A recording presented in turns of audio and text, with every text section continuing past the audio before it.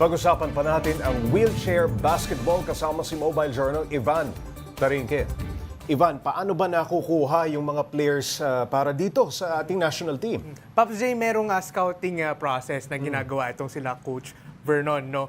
Unang-unang tinitingnan nila, may height ba? No, may height, mahaba ba yung reach? So yun yung unang May bantayan mga nila. lamang kasi yan pagka basketball, ano? Tama ka dyan, Pops J. Yun nga yung parang misconception sa kanila, no? Dahil nga naka-wheelchair, Oo. hindi na daw parang effective or wala na raw saysay yung height. Pero in reality, yun nga, sabi nga ni Coach Vernon na pag mas malaki kang tao, mas mahaba Mahaba ang yung mga reach arms mo. mo. Kahit naman yung basketball na conventional, yung normal, talagang advantage, no? Pagka matangkad. Pero ano ito? Parang may tryout. Ganon, may tryout sila. Ito, Pops J, hindi sila nagpapa-open tryout. Okay. Dahil medyo mahirap nga yung situation sa kanila dahil nga usually yung mga kinukuha kasi nilang players galing pa sa probinsya. No? So, So, selected siya. Selected. May nagsa-scout, ano? very selected siya, Pops J. No? Saka hindi sila basta-basta kumukuha lang. Pero ang sinabi sa akin ni Coach Vernon, pag yung isang tao, isang player, selected na, meron na daw yan plano. No? Nakalatag na yan. Hanggang may plano na yan para magtuloy-tuloy yung process para makapasok sa national teams, Pops J. Ivan, paano ba ang kanilang siste sa paglalaro? Hindi ba tinutulak din nila yung kanilang ng players, yung kanilang mga wheelchair? So paano ang mechanics ng larong ito? Pops J, the usual, para siyang yung rules ng normal na basketball, traditional basketball, no? Halos parehas sila ng rules. Nagkaiba lang dun sa ibang... Walang dribbling. merong dribbling, Pops J. Meron pa rin. Meron Oo, dribbling, oo. pero ang concept ng dribbling sa kanila, pagka-dribble mo, 2 push. Okay. May bilang. May bilang lang, Pops J. Pag sumobra ka ng 2 push, Traveling na yun. traveling na yon. Saka pwede rin nilang i-hold. Kasi sa traditional basketball, pag Kasi hinawakan mo nandito ng yung ganyan, bola, di ba? tama ka dyan, Pops J. Pag sa traditional basketball kasi, pag hinawakan ng ganyan, hindi mo na pwede i-dribble ulit. Sa kanila, pwede naman.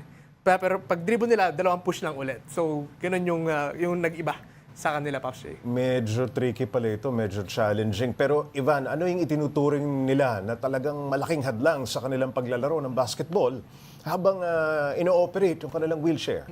Pops J, kasi ang kwento sa akin ni Coach Vernon, yung mga nakukuha nilang mga players, no, wala talagang knowledge sa wheelchair basketball. So, isa yun doon sa kanilang struggle, no? So, nagsisimula sila back to zero talaga. Unti-unti, dinedevelop talaga nila from ito hanggang sa maging competitive level, no? So, yun yung medyo naging struggle nila noong umpisa dahil nga ito nga wheelchair basketball, parang up-and-coming sport pa lang dito sa Pilipinas. Kasi back in 2010 pa lang, actually nagsimula yung nagkaroon na organized na wheelchair basketball dito sa Pilipinas. Pops. Oo, may mga nakikita na ako naglalaro niyan, even siguro mga 10 years, more than 10 years na, no? Pero yung kanilang ginagamit na wheelchair, Ivan, ito ba designed for this type of sport o normal lang na wheelchair? Actually, Pops, yung kanilang ginagamit ng mga wheelchair ay specialized. No? May special design siya. No? May kita natin yung wheelchair na gamit nila, mayroong bumper sa harap. Okay. No, may bumper sa harap, tapos yung gulong medyo slightly angled. Yun nga, parang pike. Tama ka dyan, Pops J. Pike o sakang. Pike ata yun. Parang naka-toe out inclined. Oo. So, ganun yung korte. So, Ano ang purpose nun? Bakit ganun ang gulong? Kasi Pops, Balanse. parang balance na rin, Pops J. Kasi nga usually naman sa ganitong sport, no, contact sport pa rin naman to. Kahit sabihin mong they're on a wheelchair, contact sport pa rin ito. No, so may yung isa pang function nung bumper sa kanila is parang maiwasan yung dikdikan na ganun, Pops J. Yung aksidente, ika nga, ano? Medyo physical din. Nakapanood na rin kasi ako. Talagang brasuhan din, ano? Okay, Ivan, sino ang nagpopondo sa ganitong sport So ngayon, Pops J, para sa ating national team? ngayon, Pops J, PhilSpada.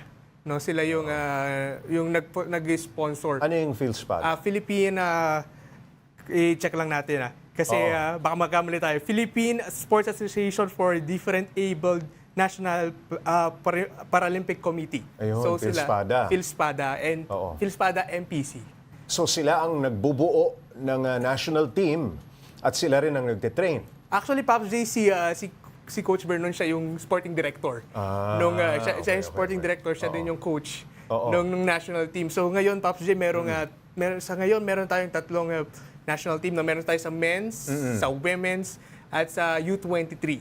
Okay. So medyo lumalaki na talaga yung kanilang space dito sa sport dito sa bansa, Pops Jay. Gaano ka popular sa ating bansa, Ivan, ang wheelchair basketball? Itong sport na ito. Sa ngayon, Pops Jay, up and coming na nga, no? Oo. Since isang dahilan na rin yun na maraming social media post na, no? Dahil ginagamit nila, minamaximize talaga nila itong social media platform natin. Oo. Dahil dati kasi ang kwento sa akin, Pops Jay, dati hirap sila makakuha ng fund. Yun, No? pahirapan ang pagkuha ng pondo. Oo. Yun ang unang kwento. Actually, ang kwento sa akin, dati daw, ang ginagawa ng mga players, pupunta sila sa isang barangay, magkakaroon sila ng exhibition game doon. Papakita nila. Papakita paano nila. wheelchair basketball. Tama, Pops Jay. Oo. Tapos hanggang sa nabibilib yung mga tao. Oo. No? So ganun dati kasi yung process para makakuha sila ng kahit papaano nga funding. Okay. Ngayon, meron na daw suporta galing from the government, Pops Jay.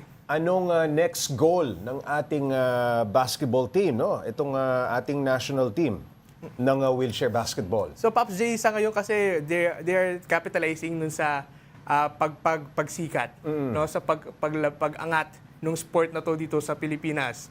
No, they're still scouting yung mga players dahil marami pa ring players na nakatago lang diyan. Yun yung oo. mahirap kasi Pops J. No? Maring hindi nila alam na may ganito palang national team na pwede silang mag-ambisyon na sumali. Actually, Pops J, marami nga daw nagtatanong. Oo, No, oo. kasi it's a community. Oo. No, yung iba hindi talaga nila alam kung saan makakakita nung ganitong klaseng community, Pops J. Na kailangan ma-promote pa ito. Maraming salamat, Mobile Journal Ivan Tarinque.